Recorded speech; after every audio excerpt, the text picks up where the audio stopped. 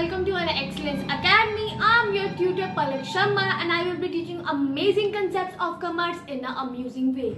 So keep watching this video till the end. Don't forget to like, share, subscribe my channel and comment down below. So let's move to the video. So आज हमारा topic है national income. तो national income क्या होता है? आप सबके हिसाब से नेशनल इनकम है जो नेशन की इनकम है, बट इसकी एक प्रॉपर डेफिनेशन है जो हमें दी गई है. What is national income? So national income it is the sum total of factor income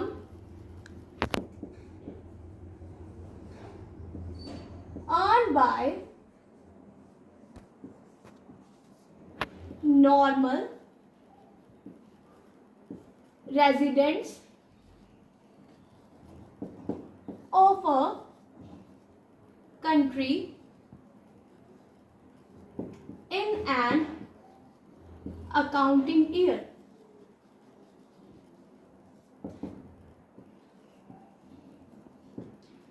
So national income is the sum total of factor income earned by the normal residents of a country in an accounting year. तो इसमें दो words जो main highlight हो रहे हैं, that is the factor income, another one is the normal residents. So अब हम इन दोनों वर्ड्स के बारे में बात करेंगे. सबसे पहले हम करते हैं फैक्टर इनकम के बारे में बात. ओके, तो factor income is the payment. Factor income is the payment. अब होती तो ये पेमेंट है, बट किस चीज की होती है? Factor income is the payment made by production unit to household unit.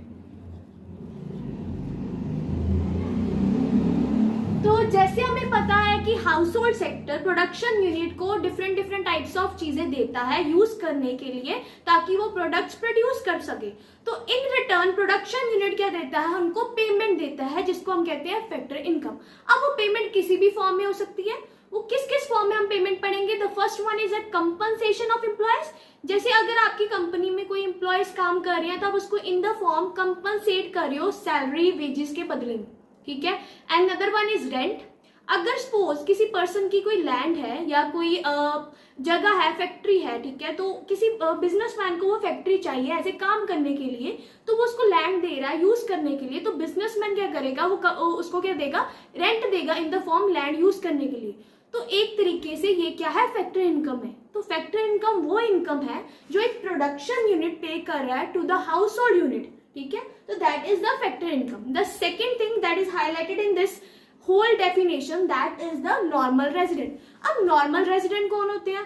क्या हम नॉर्मल रेजिडेंट है? क्या हर एक पर्सन जो इंडिया में रह रहा है वो नॉर्मल रेजिडेंट है? तो नॉर्मल रेजिडेंट की दो डेफिनेशंस है जिससे हम डिफाइन कर सकते हैं कि वो एक नॉर्मल रेजिडेंट है, जिसमें आती है पहली who resides in that country.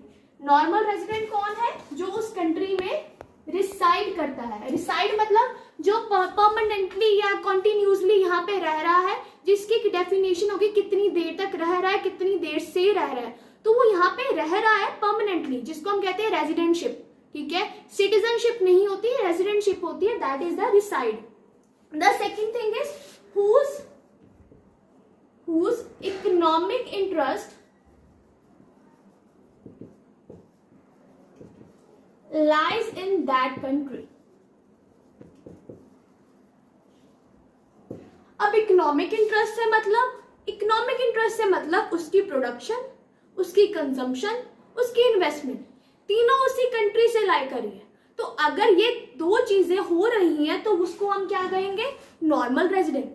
whether it comes to production unit, whether it comes to consumption unit, whether it comes to investment unit. तो नेशनल इनकम अब आपको थोड़ी बहुत ही क्लियर हुई. That is it is the sum total of कि एक तरीके का एग्रीगेट है किसका?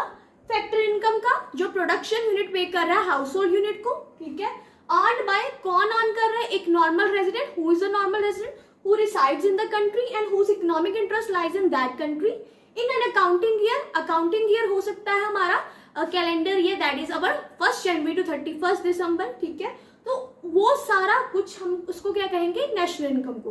अब इसके कुछ For watching this video, I hope you all liked it. This was the first part. Second part will be coming soon, so stay tuned for it. Thank you.